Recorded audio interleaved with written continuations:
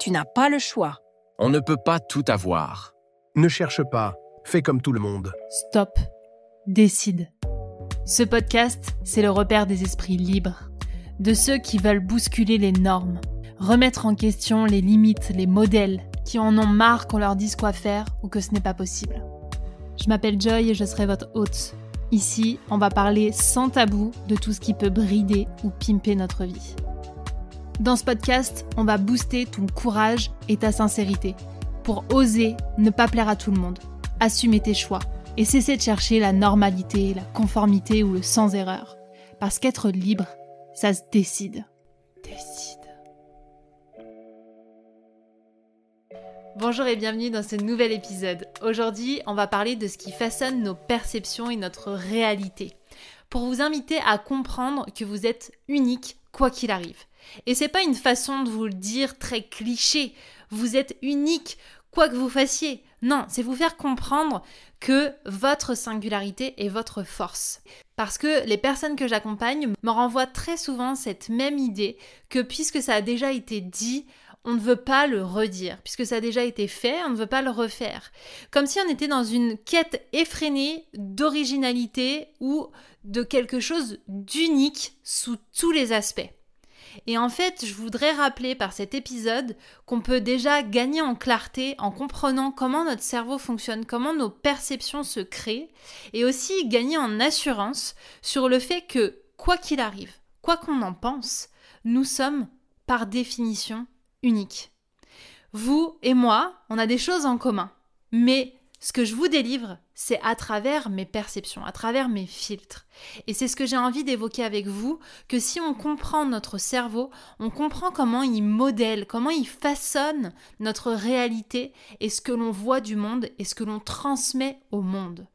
Donc que vous ayez envie aujourd'hui de créer quelque chose, de vous exprimer sur un sujet, même si ça a déjà été créé ou dit, faites-le. Parce que rien qu'en étant vous-même, ce sera amené d'une autre manière. Pour commencer, je voudrais qu'on s'intéresse quelques minutes à ce qui se passe dans notre cerveau, d'un point de vue neurologique, scientifique, pour comprendre comment on représente notre monde par l'intermédiaire de filtres. Imaginez-vous comme une paire de lunettes que vous avez sur les yeux et l'ophtalmo vous passe différents verres devant les yeux et vous vous exprimez « je vois ça, je le vois de telle façon, je le vois mal, je le vois bien ». C'est exactement pareil avec la réalité. Le premier filtre, les premiers verres que vous avez devant les yeux et que j'ai moi aussi, que nous avons en tant qu'être humain, c'est un filtre neurologique. C'est-à-dire que notre cerveau est câblé déjà pour sélectionner certaines informations. Il y a entre autres la notion de biais. Il y a plus de 200 biais qui ont été référencés par des psychologues dans les années 70. Du coup, je ne vais pas tous vous les énumérer, ça n'aurait pas grand intérêt. Mais ce qui me semblait important de rappeler, c'était le biais de confirmation, le biais de négativité, de contexte et d'autorité. Alors, le biais de confirmation, c'est quand on va chercher des informations qui vont valider notre manière de penser, nos croyances, notre façon de faire. Et donc du coup, c'est une sorte de mauvaise foi qui se met en place parce que notre cerveau de base est câblé pour aller valider notre système de pensée. Si par exemple, je crois qu'avoir de l'argent, c'est mal, je vais trouver plein d'informations qui vont me valider ça. Soit par l'intermédiaire de gens avec des discours, soit d'informations que je peux trouver dans des livres, des journaux. Et donc du coup, ça va venir confirmer, valider que ce que je crois est vrai. Et on va finir par croire déjà, juste par l'intermédiaire de ce premier biais de confirmation, que notre réalité est la réalité. Ensuite, le second biais, qui n'est pas franchement cool, mais qui existe et qu'il est important de mettre en avant, c'est le biais de négativité.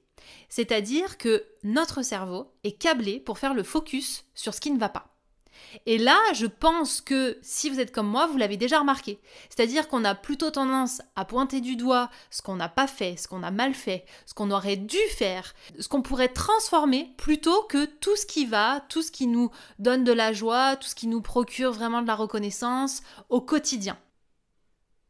Ensuite, dans les filtres neurologiques, on retrouve le biais de contexte. Donc lui, ça nous pousse à modifier notre perception en fonction du contexte, de la réalité. Par exemple, dans le cadre du Covid, on a eu des comportements qui ont été totalement différents de d'habitude d'un point de vue hygiène, ne serait-ce qu'en portant des masques, en mettant du gel hydroalcoolique. En fait, on a eu un contexte qui nous a permis de changer nos perceptions d'un point de vue du traitement des bactéries de façon générale. Mais ça peut être un contexte qui peut être différent et qui peut aussi nous conduire à avoir des perceptions autres. Un contexte d'urgence, un contexte de pression, il y a plein de choses qui peuvent faire que notre biais s'active. Si vous avez envie de creuser davantage la connaissance de vous-même, votre propre fonctionnement, n'hésitez pas à nous rejoindre lors de notre atelier le 10 septembre. Je vous mets toutes les informations dans la description de cet épisode. Le dernier biais que j'ai envie d'évoquer, c'est le biais d'autorité, qu'on appelle aussi parfois le syndrome de la blouse blanche. Quand c'est quelqu'un qui fait partie du corps médical ou d'une haute sphère qui va donner une information, on va lui accorder plus de crédit que si c'était quelqu'un qui n'avait pas cette autorité. Et ça fait qu'on remet peu de fois en question le discours de quelqu'un qui a une certaine autorité, une certaine expertise dans son milieu, parce qu'on a ce biais. Ce que je veux que vous compreniez à ce stade, c'est que je viens d'évoquer seulement un filtre, le filtre neurologique. Mais il y en a d'autres derrière. Parmi les autres filtres, on a le filtre social et culturel, en fonction des normes dans lesquelles on a grandi, d'un point de vue de la culture, d'un point de vue des coutumes, ce qui fait que soit on n'a pas le même langage, soit on n'a pas la même vision du monde. Ça nous biaise aussi, et ça nous rajoute devant les yeux de nouveau un filtre.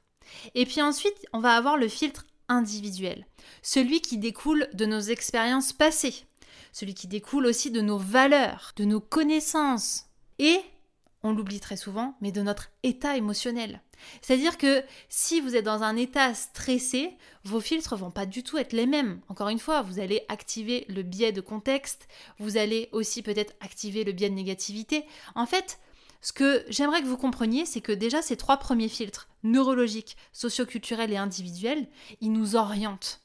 Ils biaisent la réalité que l'on voit. C'est comme si on vous avait mis une paire de lunettes avec 3 verres. Donc vous voyez déjà avec 3 couches. Et je pourrais vous ajouter d'autres filtres, celui de la généralisation, de la sélection, de la distorsion. Mais en fait, ce que je veux qu'on comprenne par cet épisode et par cette explication, c'est que de base, notre perception n'est pas la réalité.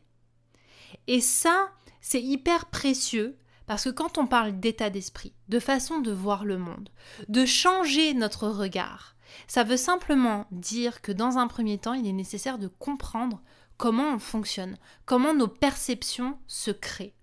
Parce qu'on n'est pas attaché et cantonné à ces biais. En fait, à partir du moment où on en prend conscience, où on met de la lumière dessus, on peut le transformer. Je prends toujours le même exemple, qui est lorsque on rentre dans une maison, s'il y a une pièce qui est dans le noir, il y a des chances qu'on se cogne dans les meubles. C'est exactement pareil avec nos biais. C'est-à-dire que les meubles sont positionnés dans la pièce en fonction de comment fonctionne notre esprit. Notre esprit est donc conditionné pour confirmer ce que l'on pense, pour se focaliser sur le négatif, pour donner plus de crédit à telle autorité, pour s'adapter à tel contexte, etc. C'est hyper intéressant. C'est même fascinant d'en prendre conscience. Mais une fois qu'on allume la pièce, ce meuble, s'il est en plein milieu de la pièce et que ça nous convient plus, on peut le mettre ailleurs. Donc, si on se rend compte qu'on passe nos journées à cultiver le négatif, à effectivement mettre le focus dessus, il est possible, parce que notre cerveau est absolument fabuleux, de le contrebalancer avec du positif. Mais si personne ne nous dit que l'on peut le bouger, ce meuble, juste en allumant la lumière et en se disant « Waouh, ce meuble, il peut bouger, il peut arrêter d'être en plein milieu de la pièce et du coup de faire que mes journées soient tout le temps négatives. » On ne va rien changer. Alors qu'en fait, en comprenant les ingrédients qu'il y a dans notre cerveau, on peut jouer avec. Jouer à reprogrammer ce qui nous conviendrait davantage. Jouer à changer nos schémas. Tous ces filtres, c'est notre signature mentale. Que vous en ayez conscience ou non, c'est ça qui fait votre singularité. C'est ça qui fait votre unicité. Et justement, si on veut sortir de cette quête effrénée d'originalité, de différence, de je veux être unique, prenons conscience déjà de comment on filtre le monde, comment on décide à quoi ressemble le monde. Parce que cette signature mentale, elle va conditionner nos perceptions, nos prises de décision, nos choix. Et comprendre que l'on a des filtres, c'est sortir du mode pilote automatique. C'est s'autoriser à expérimenter autre chose. Mais surtout, c'est décider de façonner le monde à notre façon. À une façon qui nous conviendrait, dans laquelle on se sentirait bien, dans laquelle on serait nourri de ce qui nous fait du bien.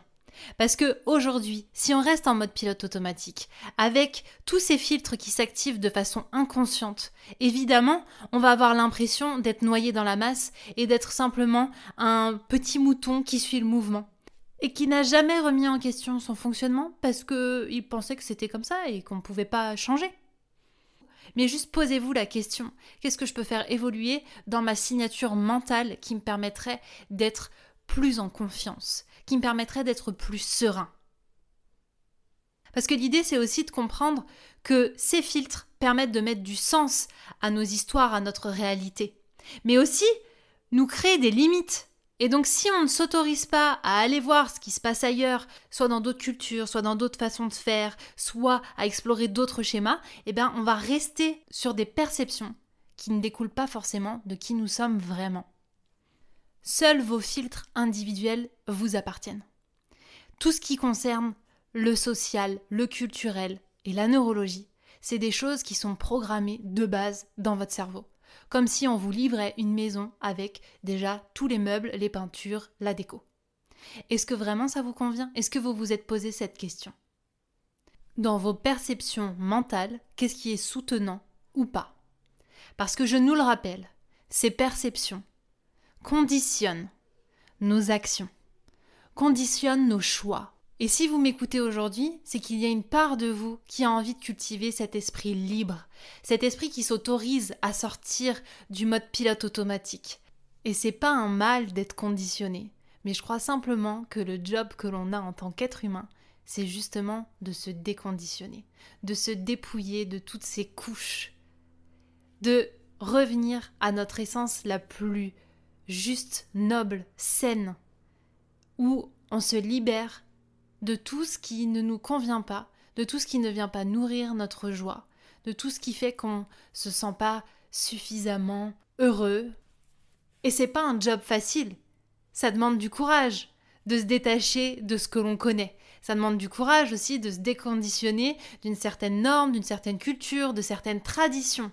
Parce que ça engendre plein de choses, et je l'évoquerai dans d'autres épisodes, la notion de loyauté, la notion de parfois passer pour le méchant, de celui qui sort d'un moule. Votre singularité, votre unicité, découle uniquement de ce que vous allez construire par l'intermédiaire de vos perceptions. Vous allez pouvoir vous révéler, vous allez pouvoir vous voir tel que vous êtes, si et seulement si vous vous autorisez à vous détacher de ce qui ne vous appartient plus, de ce qu'on a voulu vous coller comme étiquette, du moule dans lequel on a voulu vous faire entrer. Alors pour terminer cet épisode, je vous invite à vous demander qu'est-ce que vous décidez de remettre en question à partir de maintenant ? Sur quel filtre vous allez porter votre regard de façon consciente ? J'espère que cette exploration à travers vos filtres, à la fois neurologiques, socioculturels et individuels, vous a inspiré à voir le monde différemment, à comprendre que ce qui vous rend unique est avant tout une force, quelque chose de personnel. Et surtout que vous avez réalisé que vous pouvez modifier vos perceptions pour modifier vos décisions. Vous avez le pouvoir de choisir comment vous interprétez les événements de votre vie, comment vous les transformez en opportunités, en tremplin pour grandir. Parce que chaque jour, à chaque instant, on peut interpréter d'une certaine façon, mais on est face à une multitude de choix, de filtres, où on décide dans quelle direction on veut aller. Alors je vous souhaite qu'en quittant cet épisode, vous vous souveniez d'une chose. Votre pouvoir de décision est immense si vous comprenez comment vous fonctionnez. Vous décidez de la manière dont vous percevez le monde, dont vous l'interprétez, dont vous réagissez. Et c'est cette décision qui va façonner votre réalité et la personne que vous êtes et qui vous rend unique. Je vous invite à réfléchir à tout ce que vous avez entendu aujourd'hui et à chaque instant, remettre en question ce qui ne vous convient pas. Si cet épisode vous a plu, vous a fait réfléchir, vous a donné envie de cultiver votre esprit libre, n'hésitez pas à le partager, à laisser une note et un commentaire sur Apple Podcast et Spotify. Je vous remercie infiniment pour votre écoute. Je vous donne rendez-vous dans le prochain épisode. Je vous embrasse.